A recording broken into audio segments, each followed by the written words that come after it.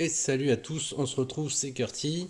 Ça fait un petit moment qu'on n'avait pas fait de petite vidéo d'ouverture de pack sur MTG, donc Magic the Gathering.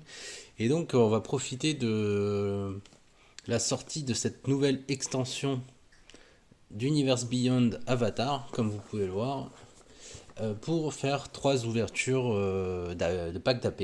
Donc j'ai sur cette ouverture de pack d'AP, on a la possibilité d'avoir des thèmes, des packs d'AP thématiques.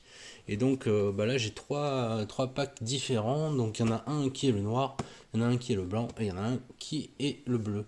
Alors c'est vrai que on va regarder un petit peu le contenu. Vous allez comme ça pouvoir voir ce qu'on a dans les packs d'AP actuellement et ce qu'ils ont choisi de faire sur cette extension, donc autour de l'univers d'Avatar. Donc je vous propose qu'on commence tout de suite par un des packs et on va regarder le pack d'AP bleu tout de suite. Allez, on se retrouve tout de suite sur le pack d'AP bleu.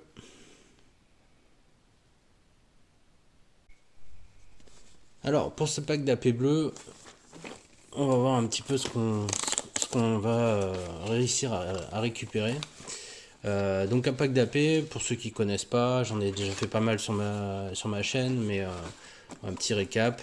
Donc c'est un pack scellé, donc avec du contenu aléatoire, mais tout le monde part avec entre guillemets les mêmes chances, même si on sait bien que on n'est pas tous égaux face à la RNG.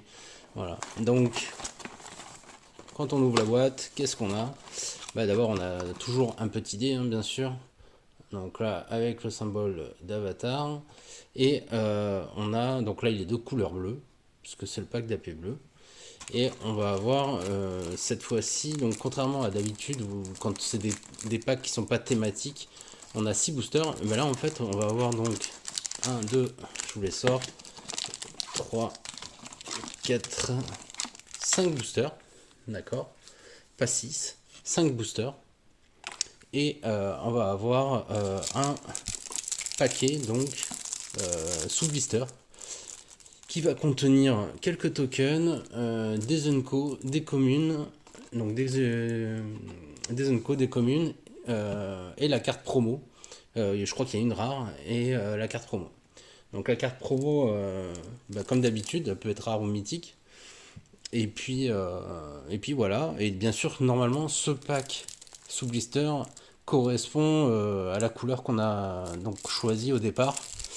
Et donc voilà. Euh, j'ai déjà ouvert trois packs d'AP et j'ai rarement eu la carte promo comme étant une carte de la couleur du coup que j'avais choisi. Donc on va voir sur ce pack là, est-ce que c'est la même chose ou pas. Et donc ce n'est pas, donc c'est pareil, on n'a pas la même couleur. On a une carte rouge promo, je sais pas si on la voit bien. Voilà, on a une carte rouge promo. Et donc bien sûr elle est foil, elle est ici datée. Mais en tout cas, c'est pas une carte bleue, comme son pack le voulait, enfin l'aurait voulu à l'origine quoi. Donc ça c'est un peu bizarre, je sais pas pourquoi les cartes promo ils ont pas mis automatiquement une carte de la bonne couleur, mais bon c'est pas grave, on fait avec. Donc on va voir ça, on va commencer par celui-ci. Donc c'est pour ça qu'il n'y a pas 6 boosters et qu'on a que 5 boosters. Tout simplement parce qu'ils considèrent que celui-ci sous blister est l'équivalent d'un booster en fait. Hein. Alors, donc, on a l'ascension du maître de feu, du feu, pardon. Donc, c'est un enchantement. Quand cet enchantement arrive, crée un jeton de créature 2/2 rouge, soldat avec maîtrise de feu 1. Et à chaque fois qu'une créature attaquante que vous contrôlez provoque le déclenchement d'une capacité déclenchée de cette créature, mettez un marqueur quête sur cet enchantement.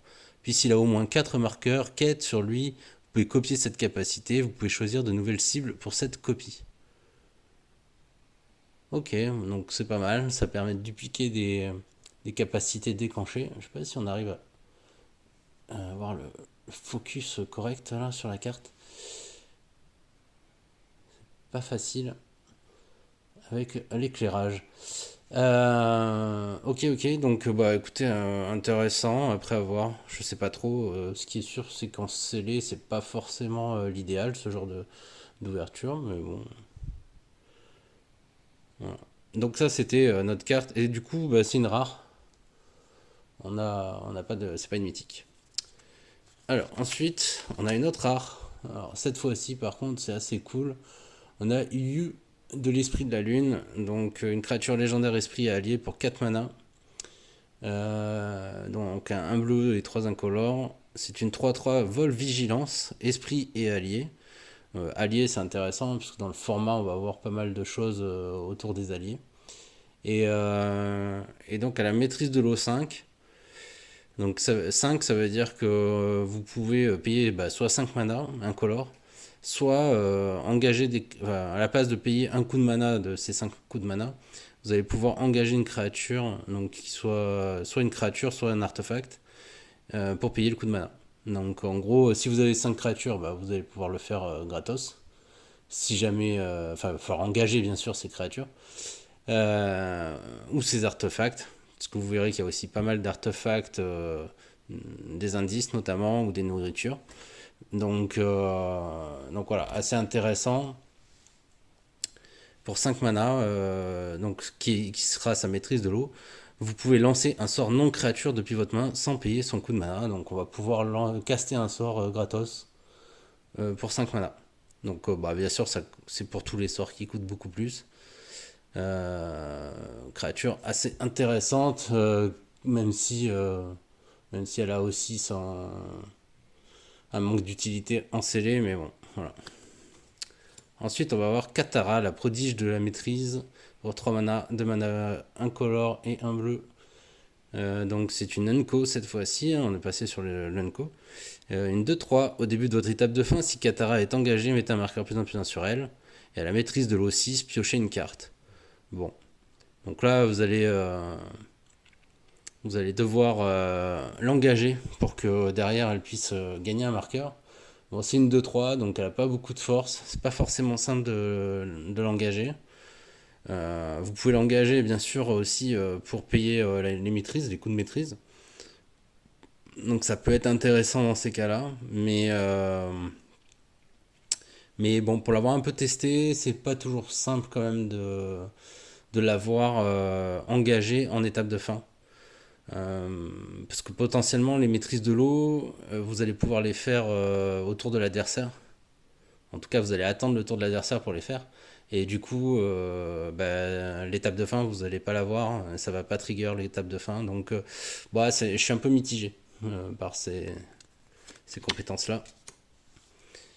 La gardienne des esprits du Marais Brumeux. Donc, une carte pour 3 mana, un incolore, un bleu et un noir. Vous allez pouvoir créer une créature humain et druide et allié. 2-4 qui a le lien de vie, et à chaque fois que vous piochez votre deuxième carte à chaque tour, créez un jeton de créature 1 incolore esprit avec ce jeton ne peut pas bloquer ou être bloqué par des créatures d'un esprit. Ok. Le submersible d'invasion. Là, je passe un peu sur toutes les créatures, juste sur les Unco, mais on ira un peu plus vite après. Donc, le submersible d'invasion pour 3 mana, 2 incolores et un mana bleu. On a un artefact véhicule. Quand ce véhicule arrive, renvoyez jusqu'à un autre permanent non terrain ciblé dans la main de son propriétaire. Et il a épuisement, maîtrise de l'eau 3. Ce véhicule devient une créature artefact. Mettez 3 marqueurs plus 1 sur lui. Bon. Ouais, en gros, vous payez quand même 2 fois son coût. Mais vous allez pouvoir gérer un permanent non terrain. Bon, ça reste. C'est pas mal, c'est pas mal. En CD, c'est pas mal. Pourquoi pas. Et on a Haïku de Soka, qui est une leçon. Donc on a un type éphémère leçon. Pour 5 mana, vous contrez un sort, piochez une carte, meulez 3 cartes et dégagez un terrain ciblé. Donc vous faites pas mal de choses. Euh, à voir. Ça reste cher quand on veut contrer, mais bon, c'est vrai que la carte a plusieurs effets, donc pourquoi pas. Et puis maintenant, on va tomber sur les communes. Donc vous voyez, hein, tout ça, c'est que des communes bleues. Enfin, en tout cas, fort potentiel bleu. Donc là, comme vous le voyez, on a une multicolore noir-bleu. Mais ça va être essentiellement du bleu. Et donc, on va se retrouver avec un lot de cartes. Bon, à part la carte promo, hein, mais sinon, on va se retrouver avec un lot de cartes plutôt bleu. Du fait qu'on a choisi donc le paquet d'AP à thématique bleue. Voilà, tout simplement, c'est la raison. Et du coup, à l'intérieur, on a 2, 3, 4. On a 4 Unco, une rare, et le reste, ce sont des communes. Et on a également un double terrain, donc assez intéressant, un double terrain noir-bleu, qui est assez classique pour jouer avec du bleu. Voilà. Donc, une fois qu'on a fait ça, on a ouvert notre petit paquet sous blister. Bah, on va voir nos 5 fameux boosters à ouvrir, comme on le fait de manière assez classique. Donc on y va, on ouvre. Et on va voir si on arrive à avoir des petites dingueries. Donc je vais passer les communes. Hop, ça sert à rien. Enfin, ça sert à rien. C'est pas le plus intéressant, on va dire plutôt. Et donc là, on a un Géolier du Royaume de la Terre. Donc pour 3 mana, un blanc, 2 incolores, une créature humain, soldat et allié. Quand cette créature arrive, exilez jusqu'à une cible, artefact, créature ou enchantement avec une valeur de mana supérieure ou égale à 3 qu'un adversaire contrôle jusqu'à ce que cette créature quitte le champ de bataille. Et c'est une 3-3. Donc c'est une très bonne carte pour faire de la gestion. Pour 3 mana, on a une 3-3 qui va permettre d'exiler une carte de l'adversaire. Donc artefact, créature ou enchantement. Donc on a pas mal de choix. Et bon, sa seule contrainte, on va dire, c'est qu'elle ait un coût de mana supérieur ou égal à 3. Donc, en règle générale, si on veut le faire, c'est que... Enfin, en règle générale, ça reste intéressant toujours de faire ça sur une carte qui a une forte valeur de mana. Maintenant, il y a des bonnes cartes aussi qui n'ont pas forcément un coût élevé, mais bon, intéressant. Ensuite, on a le Chauve-Loup. Donc le Chauve-Loup, une créature loup et chauve-souris. Pour 3 mana, un noir, 2 incolores. C'est une 2-2 qui vole. Et à chaque fois que vous piochez votre deuxième carte à chaque tour, vous pouvez payer un mana noir. Si vous faites ainsi, renvoyez cette carte sur le champ de bataille depuis votre cimetière avec un marqueur fatalité sur elle. Et la fatalité, c'est si une créature avec un marqueur fatalité sur elle devait mourir, exilez-la à la place. Donc vous pourrez le faire qu'une fois. Mais intéressant. Bon, après 3 mana... 3 mana, une 2-2 qui vole, c'est pas dingue non plus. Voilà. Ah, on va avoir un temple de l'île du croissant. Donc c'est un reliquaire. Donc vous allez voir vous allez voir ou pas, j'en sais rien. Mais en tout cas, il y a énormément de reliquaires. Enfin, il y en a énormément. Il y en a un dans chaque couleur. Et donc, vous allez pouvoir jouer reliquaire si vous avez envie. Même si j'ai pas trouvé que tous les reliquaires étaient intéressants à jouer. Mais bon. Donc celui-ci, qu'est-ce qu'il fait pour 4 mana, donc toujours un prix quand même un peu élevé. Vous allez faire que pour chaque reliquaire que vous contrôlez, vous créez un jeton de créature 1 rouge moine avec la prouesse. Et à chaque fois qu'un autre reliquaire que vous contrôlez arrive donc sur le champ de bataille, créez un jeton de créature 1 rouge moine avec la prouesse. Donc ça va vous permettre de créer pas mal de petits jetons de moine 1 prouesse. Bon, à voir si c'est intéressant ou pas, je ne sais pas trop vous dire.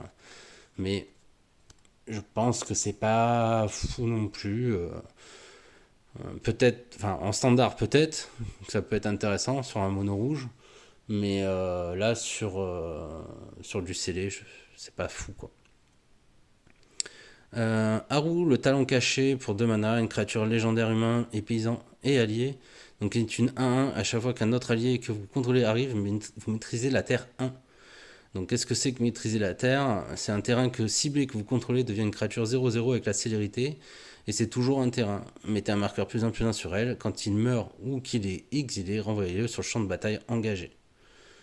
Donc ça vous transforme un terrain en créature. Et même si cette créature elle devait mourir, eh ben, vous pouvez la récupérer et l'utiliser plus tard puisqu'elle arrive engagée. Mais bon, voilà. Pas un grand fan, mais j'ai pas pratiqué donc je peux pas vous dire pour l'instant. Et on a un temple de l'air abandonné sur le slot de la rare. Donc ce terrain arrive engagé à moins que vous ne contrôliez un terrain de base. Vous allez pouvoir ajouter un mana blanc. Et en l'engageant. Et pour 4 mana, un blanc et 3 incolores, vous pouvez mettre un marqueur +1/+1 sur chaque créature que vous contrôlez. Donc ça, c'est quand même... ça peut être quand même assez fort et assez rentable. À voir tout simplement suivant le jeu que vous allez faire. Mais si c'est un jeu avec pas mal de petites créatures, franchement, ça peut être cool. Et puis c'est un terrain, de toute façon, ça vous fait un mana blanc, donc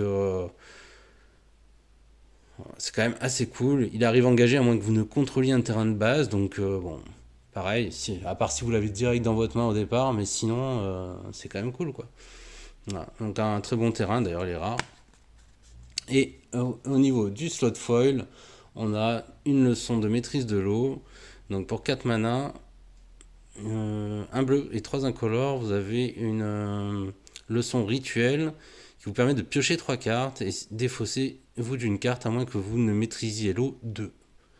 Donc vous pouvez toujours pareil maîtriser l'eau 2, vous engagez 2 créatures ou 2 artefacts et ça vous permet de payer son coût. Donc en gros pour quand même 4 plus 2, donc 6 mana, vous piochez 3 cartes. Bon. Et on va finir voilà, par un double terrain classique, commun, et un jeton nourriture. Allez, on va enchaîner un peu plus vite. J'avoue que j'ai un peu traîné. Allez, on va enlever les communes. Et on y va. Donc Katara, on la connaît. La confrontation inévitable pour 4 mana. 2 blancs, 2 incolores. Chaque joueur choisit n'importe quel nombre de créatures avec une force totale inférieure ou égale à 4 qu'il contrôle, puis sacrifie toutes les autres créatures qu'il contrôle. Bon, ok. Donc ça, c'est une espèce de wrath un peu gentillette, on va dire. L'ingénieur de la Nation du Feu, pour 3 mana, 1 noir et 2 incolores. On a une créature humaine et artificier 2-3 qui a saccage. Au début de votre étape de fin, si jamais vous avez attaqué ce tour-ci, vous pouvez mettre un marqueur +1/+1 sur une autre cible créature ou véhicule que vous contrôlez. Donc lui, il va juste permettre de booster une autre carte. Le Tatou Tigre. Alors, le Tatou Tigre, c'est pour 2 mana, un rouge et un incolore, un chat et tatou. C'est une 4-3, donc assez grosse créature pour 2 mana. Cette créature ne peut ni attaquer ni bloquer, à moins que vous ne contrôliez une autre créature de force supérieure ou égale à 4. Donc voilà pourquoi elle était si forte. Enfin, elle était si peu chère, pardon. Elle était si peu chère pour sa force et son endurance. Et la rare, donc on a un guide du Grand Canyon. Chaque terrain et allié que vous contrôlez a ajouté un mana de la couleur de votre choix en l'engageant. Donc ça c'est quand même assez intéressant si vous décidez de jouer des alliés dans votre pack d'AP. Parce que vous allez avoir multiples possibilités de faire de la mana. Donc c'est assez cool. Je n'ai pas dit mais voilà, c'était pour 2 mana, un vert, un incolore. Et c'est une 2-3 à la base. Et le slot foil, le rallieur de la tribu de l'eau. Donc pour 2 mana, un blanc et un incolore, vous avez une créature humaine, soldat et allié. C'est une de 2 et la maîtrise de l'eau 5. Vous allez pouvoir regarder les 4 cartes du dessus de votre bibliothèque. Vous pouvez révéler une carte de créature de force inférieure ou égale à 3. On n'arrive même pas à lire le texte. Parmi elles et la mettre dans votre main. Mettez le reste au-dessous de votre bibliothèque dans un ordre aléatoire.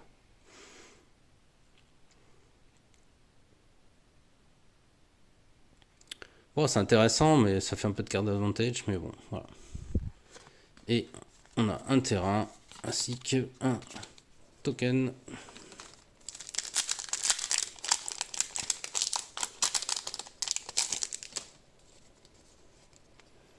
Alors, on va passer les communes.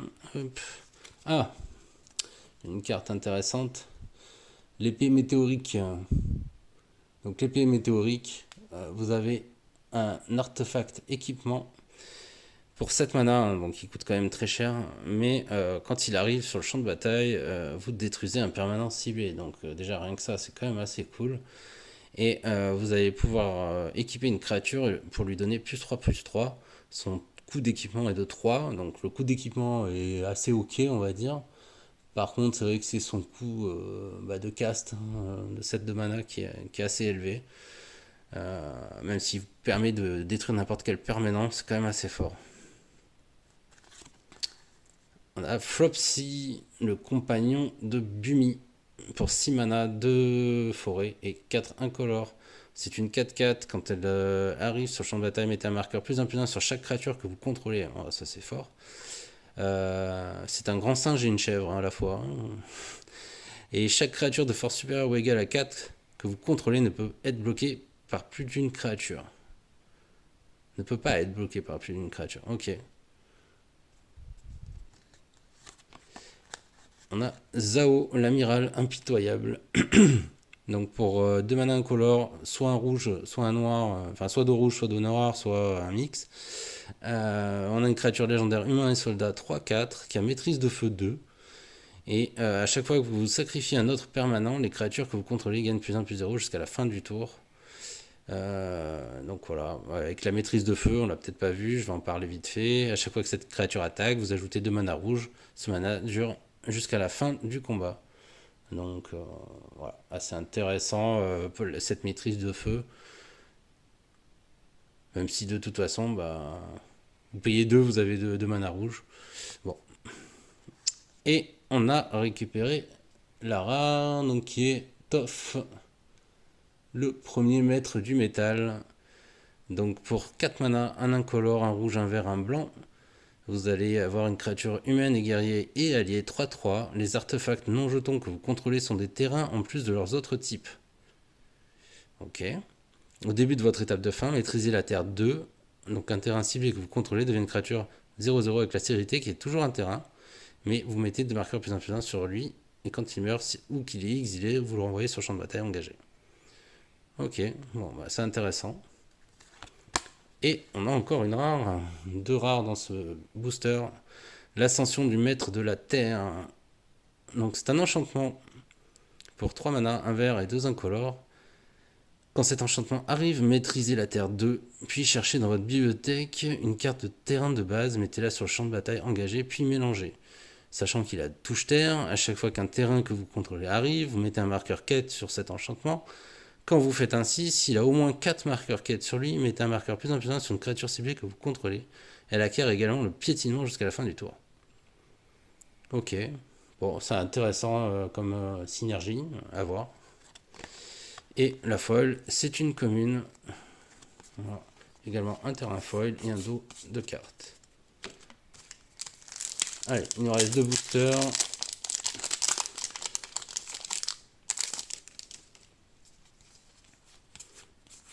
Hop. Alors, qu'est-ce qu'on a cette fois-ci? Enfin allié. Donc affinité pour 3 mana, c'est un éphémère. Un vert et 2 incolores. Affinité pour les alliés.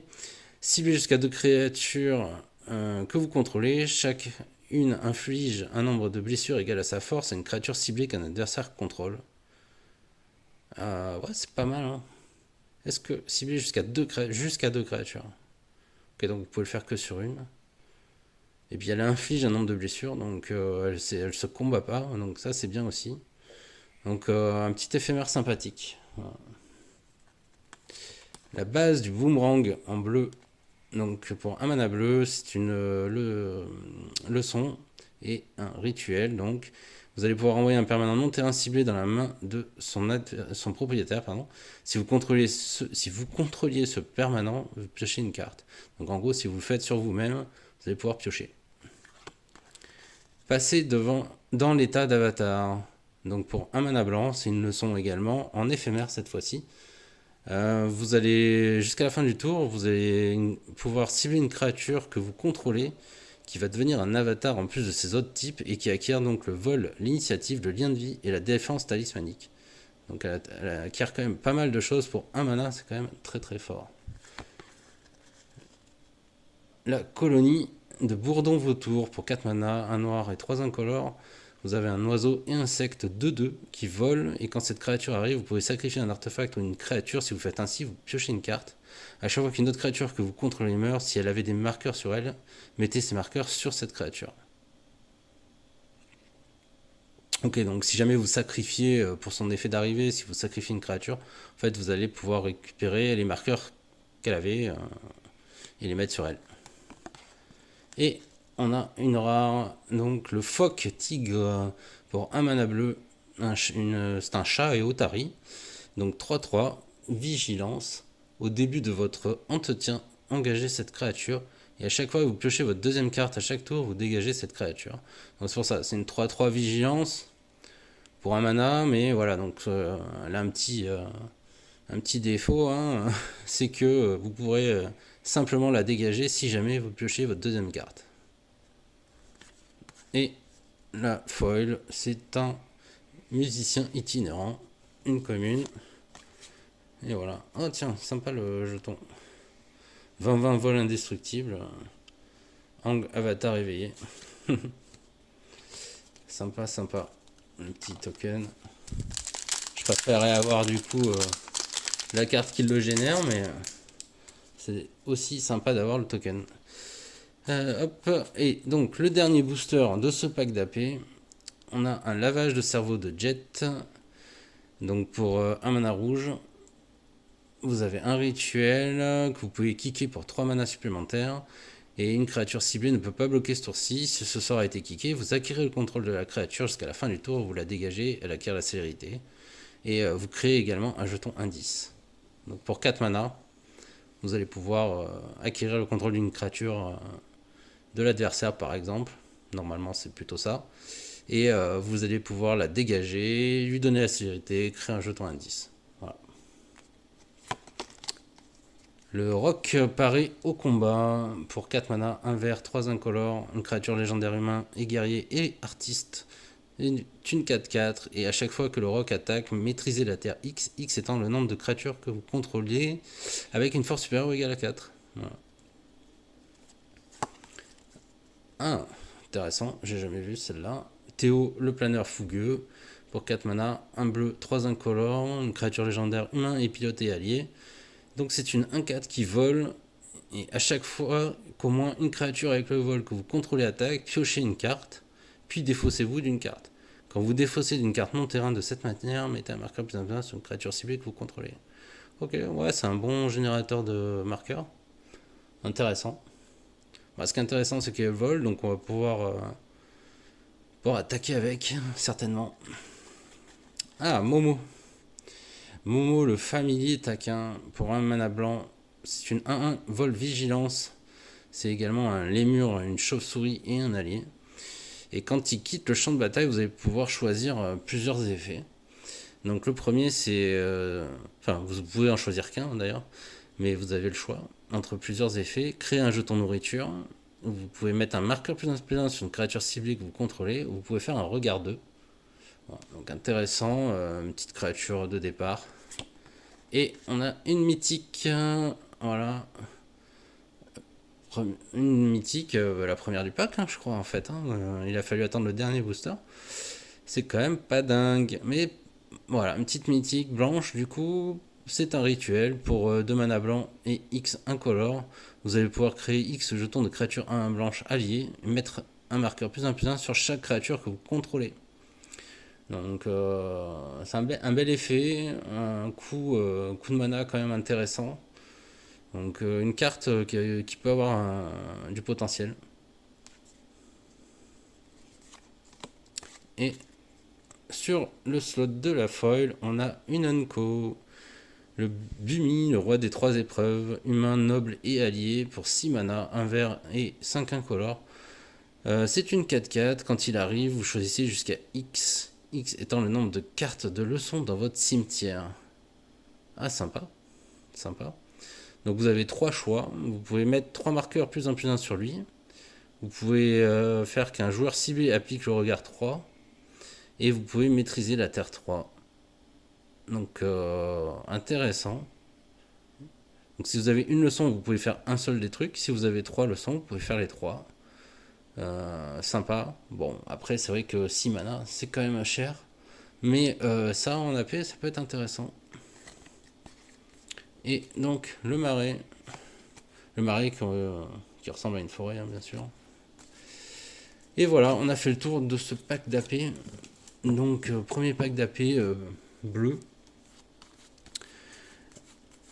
On va se faire un petit récap sur ce qui est mythique ou rare. Et on va voir que ça n'a pas été dingue hein, quand même. Hein. Ce pack est pas non plus... n'est pas génialissime. Il y a quelques cartes intéressantes à jouer. Il y a quelques cartes injouables en scellé. Mais...